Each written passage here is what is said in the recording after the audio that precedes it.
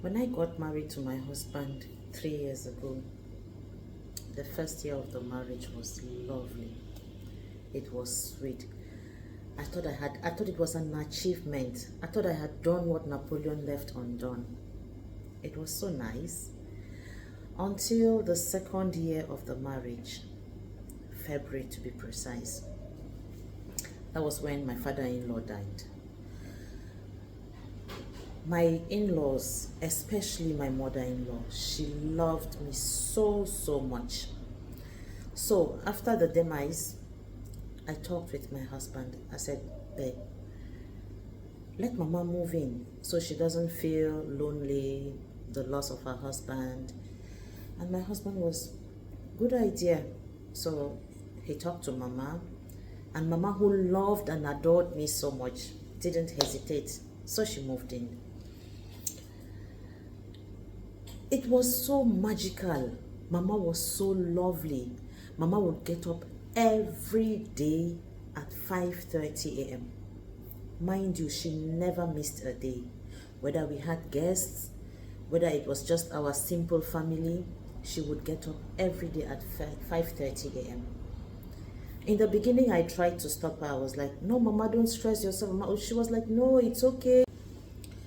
So she said, even if she doesn't wake up to do all those things, she will lie in bed doing nothing. And so I understood. I was like, okay, she has trained herself so much. It's so much self-discipline to be able to wake up every day at that time.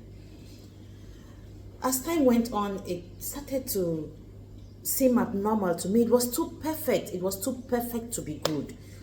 So, you know, sometimes your instincts will just tell you something. One morning I was lying in bed and something just said, get up, go and see what mama is doing. Lo and behold, it was the mistake I made. I regretted why I woke up at that time. If you want to know what happened, subscribe, share, like, comment, and follow for more. That morning, it was 5:30.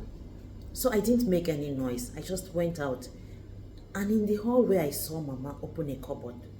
She didn't know I was awake. She didn't even know that anybody was awake. She brought out a small bottle, a small dark bottle from the cupboard. A glass of juice was standing by her. The juice I have been drinking every morning for breakfast, because she would serve me a glass of freshly made juice every morning. And so I saw her pour that substance into the juice. So when I saw mama pour the juice, when I saw mama pour the liquid, that black substance, into the glass of juice that was meant for me. How do I know it was meant for me? Because she had developed this habit of giving me juice in a particular glass. My husband would she would give another glass to my husband, herself another one, and this particular one she would give me. So it was now labeled my glass. So she poured that substance into it.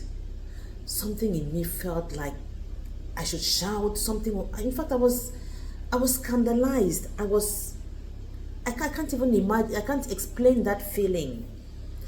But then another inner voice said, don't move. If you make her notice that you have seen her, you may never have evidence to tell the truth. So I stayed quiet.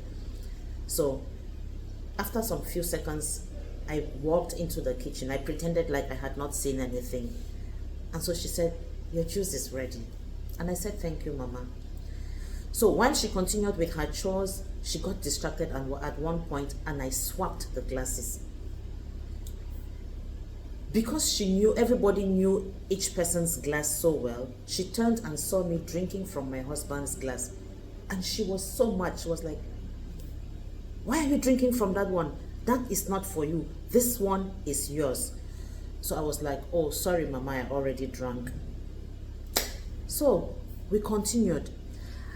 And when I sat in my quiet moment, I thought of how I could get evidence. I thought of how I could get evidence of all of this, because I needed to tell this story, and somebody had to believe me. And word of mouth, nobody would believe you, because everybody was like, you're so lucky to have such a mother-in-law. Even my husband used to tell me, like, Mama loves you so much. You're fortunate, you're lucky to have her. Even me, I thought so. I thought I was so lucky to have her. So the next day, I installed cameras in the house. What I saw the next day was worse than what I ever imagined. Jeez,